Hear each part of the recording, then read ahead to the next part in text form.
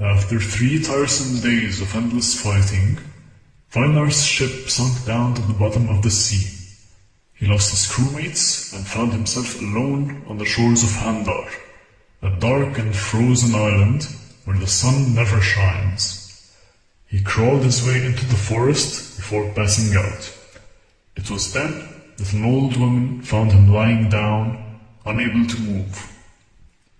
The old woman carried Vainar back to her old hut and treated his injuries. Vainar woke up in a room so dark that the only thing he could see was the wrinkled face of an old witch that had trapped him on her island forever. The old witch Skrina looked down upon Vainar and slowly approached him as he tried to get up.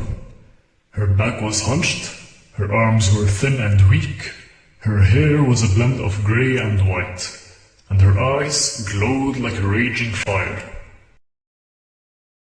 I must leave this place and sail back to the island of Lithium. The battle has not ended yet. If you wish to leave this place, you must first bring me a legendary ring of power. A man as tall and strong as you surely fears no challenge. You have the mind of a sage, the arms of a sailor, and the body of a warrior. There is a blacksmith who lives on the other side of the sea. Brock, this blacksmith, is a man who works tirelessly, always hammering down on the anvil, working day and night to grab the most valuable items in all their realms. Vainar accepted this quest, knowing that it would take much effort to go and bring back the Ring of Power. He rowed across the crashing waves of the ocean in a small boat, using all his might, day and night, until he reached Brock's workshop. Brock was hunched over, sweating in front of the forge's fire, shaping the metal with every blow of his heavy hammer. Vainar explains that the witch Skrina would not let him go unless he brings back the legendary Ring of Power, pleading the blacksmith for his help. Brock set the hammer aside and looked Vainar in the eyes. The land of Handar is the great place. No man can survive there by himself. I refuse to go there. I cannot help you. Vainar quickly took the opportunity to steal Brock's hammer before throwing it into the sky. When the hammer hit the clouds, a massive storm started to form. The winds blew hard and the trees started to shake. Vainar and Brock soon found themselves carried by the wind all the way back to the island of Handar, where Skrina was waiting for their arrival. Brock was surprised when he came to Handar. The witch had already prepared him an offer. Skrina knew that Brock was capable of forging the legendary Ring of Power, but she knew that he would not accept this task so easily. You know how hard it is to work by the forge all day and all night with no one by your side. If you can craft what I wish for, you shall marry my daughter, Fiona, the most beautiful lady in all the lands. Are you capable of forging me the Ring of Power? Brock looked at Fiona, his eyes glowing like the fire of his forge. He accepted the task and went back to his workshop with Vainar. Brock traveled for 3 days to gather all the necessary materials and picked up his hammer from the ground. He called upon the gods of the wind to fuel his flame and help him swing his hammer with full force day and night. Vainar watched closely as Brock used all his strength as he pounded the metal into the desired shape. Brock was so used to crafting weapons that it took him 3 attempts to make a proper ring. The gods helped him shape the ring into the right size and adorned it with all their blessings.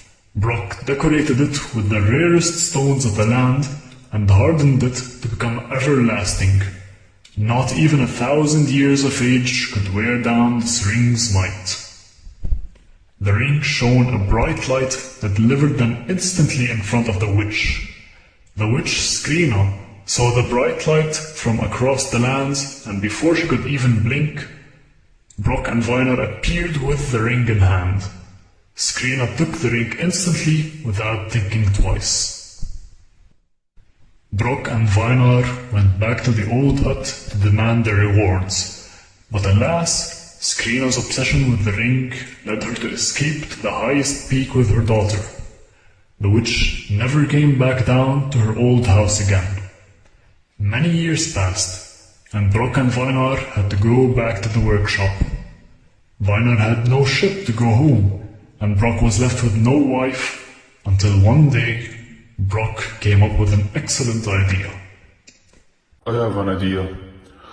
The war you fought must have likely ended after all these years. I will forge you a magical harp to play so that your old sailor friends from Lifia can find you again. Vainar agreed to the plan, and after one day, Brock had built him the magical instrument. The harp was heard across the seas, and soon an old friend of Vainar came to Brock's island. Kainen, my old friend, you and your boat have survived the war. It has been a long time, Vainar.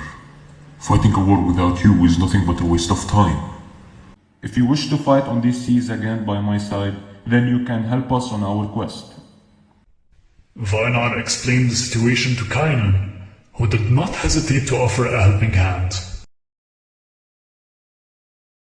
To thank you for your bravery, I have made you this crossbow. May it serve you well when you need it. This crossbow is properly made. I suggest we set sail at night to Hundar so that we can bring you back your wife. And so, the three men went to Handar at night and captured the beautiful Fiona while the witch Skrina was still asleep. Soon, they went back to the boat to sail back home. Kainen was amazed at how easy this task was and could not contain his desire to celebrate. You must keep quiet, Kainen. If you start celebrating on this boat, the entire island will wake up and the witch will come after us. But after 2 days on sea, Kainen could not handle himself anymore. He stood up and started to sing in joy. Unfortunately, Kainen was a terrible singer. His loud, manly voice reached out far and wide. The birds screeched in the skies, begging him to stop singing.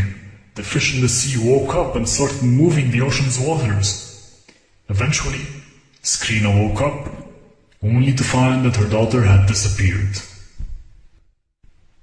In a state of anger, Skrina used her ring of power to summon an entire army of warriors to set sail and bring back her daughter. With the ring, she built a giant ship made to carry 500 men. The ship was 5 times as large as Kainen's boat, and each warrior carried a shield and a sword.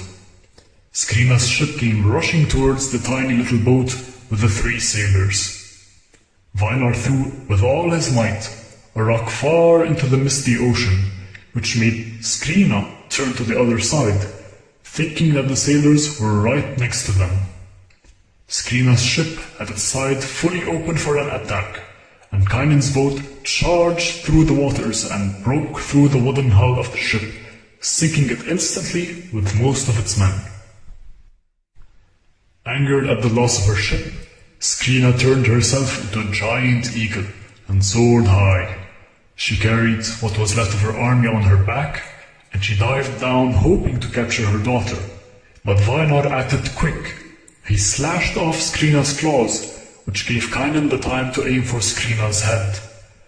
With the swift pierce of an arrow bolt, Kainen killed the evil witch, and her body dropped down with the ring, shattering it into several pieces. Brock went back to the island with his wife, and Vainar finally returned home with his old friend Kainen. And the powerful ring of power was left in pieces, buried on the ocean floor.